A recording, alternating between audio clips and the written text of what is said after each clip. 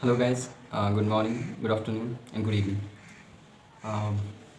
तो हमने दूसरा चैप्टर कंप्लीट कर लिया था और अब हम आगे की ओर चलेंगे और हमारा तीसरा चैप्टर है आरंभिक नगर। ठीक है। तो ये वीडियो पूरी तरह से देखिएगा, पूरी कंप्लीट देखिएगा, तब आपको चीज़ें समझ में आएंगी और इंटरेस्टिंग होने वाला है टॉपिक सब धीरे धीरे, क्योंकि जैसे जैसे हम आगे बढ़ेंगे तैसे वैसे ही चीज़ें अच्छी और समझ में आने लगेंगी। तो कम्प्लीटली देखिएगा और वीडियो को लाइक ज़रूर कीजिएगा और सब्सक्राइब कीजिएगा चैनल को। तो चलिए हम लोग स्टार्ट करते हैं। जो पहला टॉपिक है हमारा आरंभिक नगर का, वो है हड़प्पा की कहानी। ठीक है। हड़प्पा की कहानी क्या है असल में? तो अक्सर पुरानी इमारत अपनी कहानी बताती है। लगभग 150 साल पहले जब पंजाब में पहली बार रेलवे लाइनें बिछाई जा रही थी, तो इस काम में जुटे इंजीनियरों को अचानक हड़प्पा पूरा स्थल मिला। हुआ क्या? हड़प्पा का जो कहानी क्या है, उसका स्टोरी क्या है हड़प्पा नगर की। तो असल में हुआ क्या कि जब 150 साल पहले, आज से करीब करीब जब ब्रिटिश इंडिया हुआ करता था भारत, उस वक्त ये रेलवे की लाइनें बिछाई जा रही थी पंजाब में। तो उस टाइम क्या हुआ था कि इंजीनियरों को बहुत कुछ पूरा चीज़ें मिली। ठीक है। अचानक हड़प्पा पूरा स्थल मिला।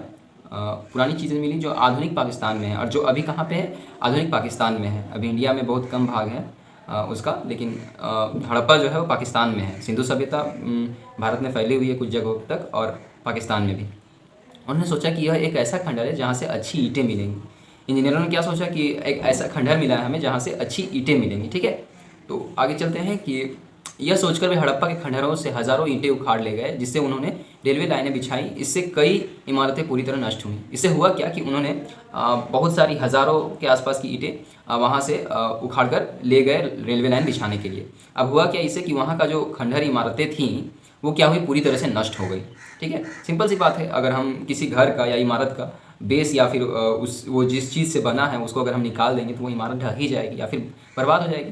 तो सिंपल सी बात है यहाँ पे। उसके बाद लगभग 80 साल पहले पुरातत्वविदों ने इस स्थल को ढूंढा और तब पता चला कि यह खंडहर उपमहाद्वीप के सबसे पुराने शहरों में से एक है।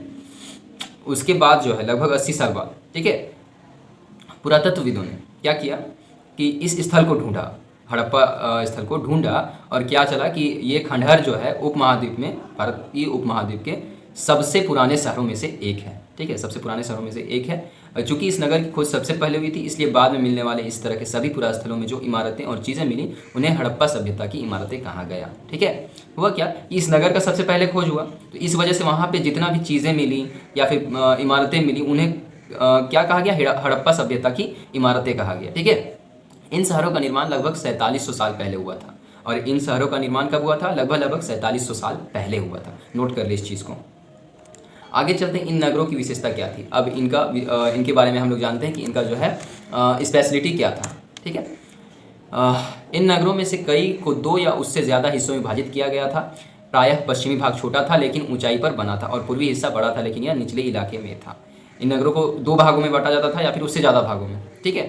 पश्चिमी भाग जो है हड़प्पा सभ्यता का थोड़ा छोटा था लेकिन ऊंचाई पे बना हुआ था, हाइट पे बना हुआ था। ठीक है। और पूर्वी हिस्सा बड़ा था। ठीक है। और ये निचले इलाकों में था पूर्वी हिस्सा। ऊंचाई वाले भाग को पुरातत्वविदों ने नगर दुर्ग कहा है। इसको नोट कर लें। ऊंचाई पर जो स्थित भाग हैं इस नगर के, उसे कहा गया है नगर दुर्ग कहा गया है। और निचले हिस्से को निचला नगर कहा गया और निचले हिस्से को निचला नगर कहा गया है। ठीक है। तो दोनों हिस्सों की 4 दीवारियाँ पक्की ईंटों से बनाई जाती थी, और दोनों जो हिस्से हैं पूर्वी और पश्चिमी, उनकी 4 दीवारियाँ जो भी बनी गई थी वो किस चीज़ों से बनी थी? पक्की ईंटों से। उस टाइम पे भी पक्की ईंटों से बनाई गई थी। इसकी ईंटें इतनी अच्छी पक्की थी कि हज़ारों साल बाद आज तक उनकी दीवारें खड़ी रहीं। और इन विशेषता ये भी थी उन ईंटों की, उस खंडहर की ईंटों की, कि वो इतनी अच्छी तरह से पकाई गई थी कि उनकी जो इमारतें थीं अभी भी जो है अच्छी तरह से दीवारें खड़ी थी। ठीक है। दीवारें बनाने के लिए ईंटों की चिनाई इस तरह करते थे कि जिससे कि दीवारें खूब मजबूत रहें, और ईंटों की चिनाई इस तरह से किया करते थे कि ईंटों की मजबूती जो है, वो दीवारों की मजबूती जो है वो हमेशा मजबूत रहे।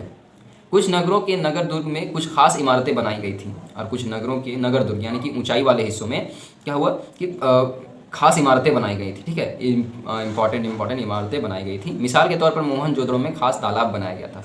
For example Mohenjodaro. ठीक है। इसके बारे में हम लोग आगे पढ़ेंगे। मोहनजोदड़ो में एक खास तालाब बनाया गया था। ठीक है। जिसे पुरातत्वविदों ने महान स्नानगर कहा गया है। ठीक है। पुरातत्वविदों ने उस तालाब को क्या नाम दिया है? महान स्नानगर। ठीक है।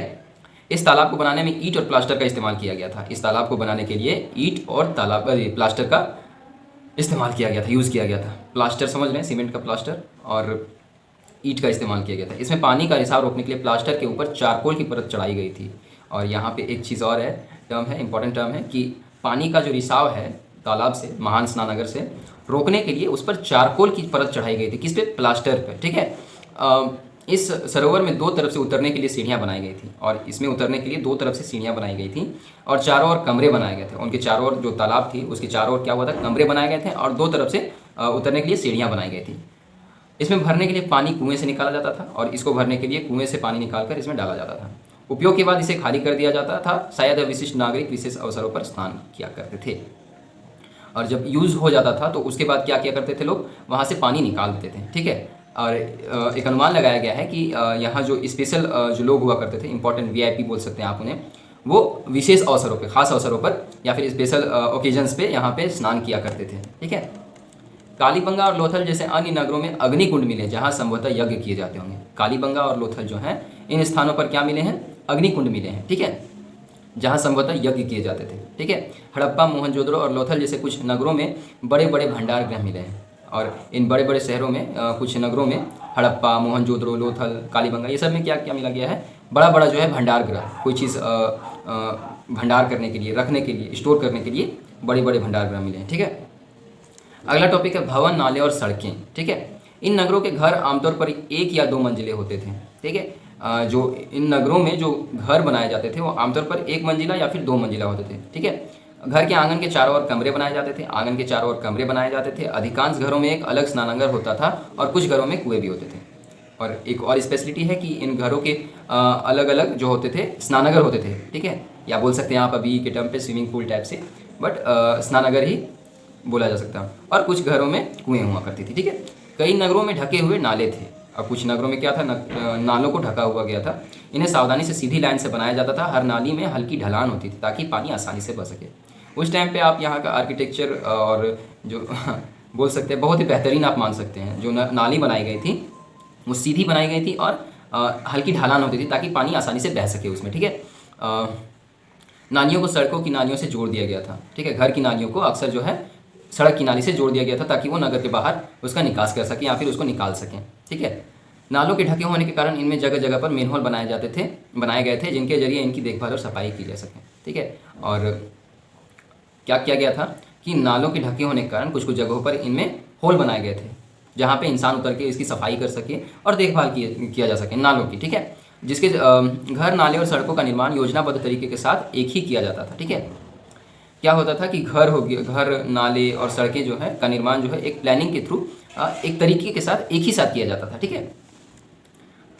अगला है नगरीय जीवन कैसा हुआ करता था वहाँ पे, ठीक है। हड़प्पा के नगरों में बड़ी हलचल रहा करती होगी। यहाँ पर ऐसे लोग रहते होंगे जो नगर की खास इमारतें बनाने की योजना में जुटे रहते थे। हड़प्पा का जो नगर था उसमें अच्छा खासा क्राउड, ये फिर बोल सकते हैं अच्छा खासा ये भीड़ हुआ करता था, ठीक है। यहाँ पर ऐसे लोग रहा करते थे जो जनरली जो है खास इमारतें, स्पेशल इमारतें बनाने के लिए योजना में या फिर प्लानिंग में जुटे रहते थे। जैसे कि आर्किटेक्चर आप बोल सकते हैं, इंजीनियर्स बोल सकते हैं। यह संभवतः यहाँ के शासक थे, और ये एक पॉसिबिलिटी है कि वो लोग कौन थे? वहाँ के शासक हुआ करते थे, शासन किया करते थे वहाँ पे। मुखिया बोल सकते हैं आप, या फिर राजा, ये सब बोल सकते हैं। यह भी संभव है कि ये शासक लोगों को दूर भेज कर वहाँ से दूर से धातु, बहुमूल्य पत्थर और अन्य उपयोगी चीज़ मंगवाते थे। और वहाँ के जो शासक हुआ करते थे वो लोगों को दूर जगहों पर भेज कर क्या करवाते थे? दूर जगहों से धातु, बहुमूल्य या फिर कीमती चीज़ें, पत्थरें और अन्य बहुत सारी चीज़ें मंगवाया करते थे। शायद शासक लोग खूबसूरत मनकों तथा सोने चांदी से बने आभूषणों जैसे कीमती चीज़ों को अपने पास रखते होंगे। और वो क्या करते थे शासक? कि कीमती चीज़ों को, आभूषणों को, सोने चांदी के मनकों को, आभूषणों को क्या करते थे? अपने पास रखा करते थे, ठीक है। इन नगरों में लिपिक भी होते थे जो मुहरों पर लिखते थे, और शायद अन्य चीज़ों पर भी लिखते होंगे जो बच नहीं पाई, ठीक है। हम लोग को मोहरें मिली हैं वहाँ से वैज्ञानिकों को और पुरातत्वविदों को, और जो इन पर लिखा करते थे, मुहरों पर लिखा करते थे, और बहुत सारी में भी चीज़ों पर लिखा करते थे, लेकिन वो बची नहीं है, नष्ट हो चुकी थी शायद। तो जो मुहरें मिली हैं उन पर लिखने वाले लिपिक कहलाते हैं, ठीक है। ये चीज़ नोट कर लीजिए आप। इसके अलावा नगरों में शिल्पकार स्त्री पुरुष भी रहते थे जो अपने घरों या किसी उद्योग स्थल पर किसी तरह की चीज़ें बनाते होंगे, ठीक है। और इसके अलावा क्या होता था? नगरों में शिल्पकार स्त्री पुरुष, शिल्पकार समझते हैं आप? जो पत्थरों पर या फिर किन्हीं चीज़ों पर, कठोर चीज़ों पर डिज़ाइन उकेरते मतलब कि बनाते हैं, ठीक है। और बहुत सारे चीज़ बनाते थे वो। क्या कौन थे? तो स्त्री पुरुष, शिल्पकार स्त्री पुरुष, ठीक है। लोग लंबी यात्राएं भी करते थे और वहाँ से उपयोगी वस्तुएं लाते थे। लोग जो है लंबी यात्राएं किया करते थे और वहाँ से उपयोगी चीज़ें लाया करते थे, ठीक है। और साथ ही लाते थे सुदूर देशों की किस्से कहानियाँ। और वो क्या करते थे साथ साथ कि जो दूसरे देशों में जाते थे, वहाँ की किस्से, वहाँ जो टेल्स हैं, वहाँ की कहानियाँ, स्टोरीज़, ये सब ला के यहाँ पे लोगों को सुनाते और बतलाते थे, ठीक है। मिट्टी से बने कई खिलौने भी मिले हैं जिनसे बच्चे खेलते होंगे, और वहाँ पे बहुत सारे मिट्टी के खिलौने भी मिले हैं जिससे में भी बच्चे खेलते होंगे। और सिंपल सी बात है, खिलौने हैं तो बच्चे तो खेलते ही होंगे। अब चलते हैं नगर और नए शिल्प की ओर। आओ अब कुछ ऐसी चीज़ों के बारे में अध्ययन करें जो हड़प्पा के नगरों से प्राप्त हुई हैं।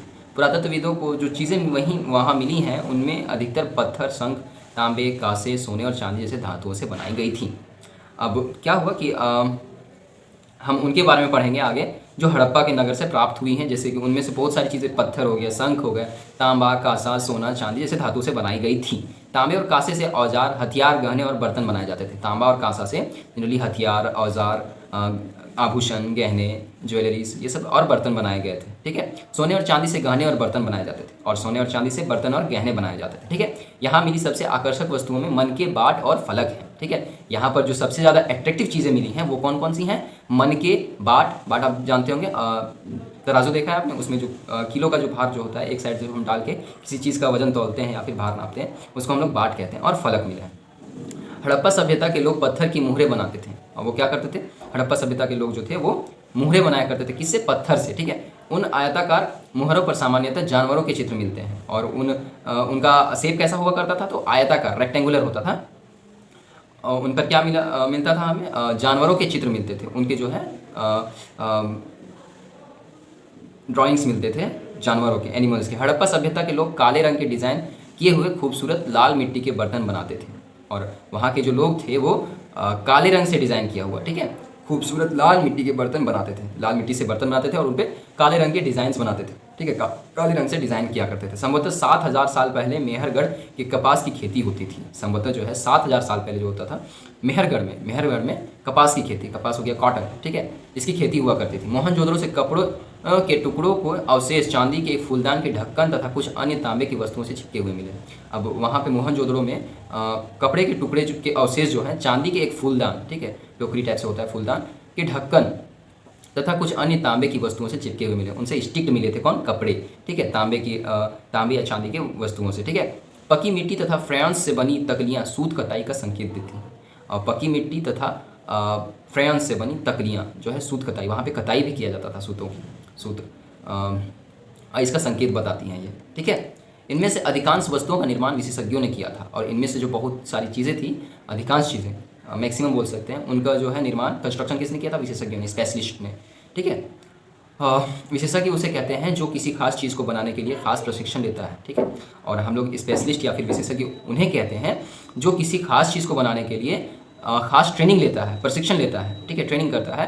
जैसे कि पत्थर तराशना, मन के चमकाना, या फिर मुहरों पर पच्चीकारी करना, ठीक है, ये सब जो है स्पेशलिस्ट के काम हुआ करते थे उस टाइम पर। हर व्यक्ति विशेषज्ञ नहीं हो सकता। हमें यह पता नहीं है कि क्या सिर्फ पुरुष ही ऐसे कामों से प्रशिक्षण हासिल करते थे या फिर केवल महिलाएं ही। शायद कुछ महिलाएं और पुरुष दोनों ही इस काम में दक्ष थे। अब हर व्यक्ति तो विशेषज्ञ नहीं हो सकता, स्पेशलिस्ट तो हर व्यक्ति नहीं हो सकता, तो हमें ये पता भी नहीं है, पता नहीं चला है कि सिर्फ पुरुष ही ये प्रशिक्षण लिया करते थे स्पेशलिस्ट वाला, या फिर महिलाएं लिया करती थी। लेकिन अनुमान लगाया गया कि शायद कुछ महिलाएं और पुरुष जो है दोनों ही काम में करने में एक्सपर्ट थे ये, ठीक है। फ्रेंड्स क्या होते हैं हम चलिए जानते हैं इसके बारे में।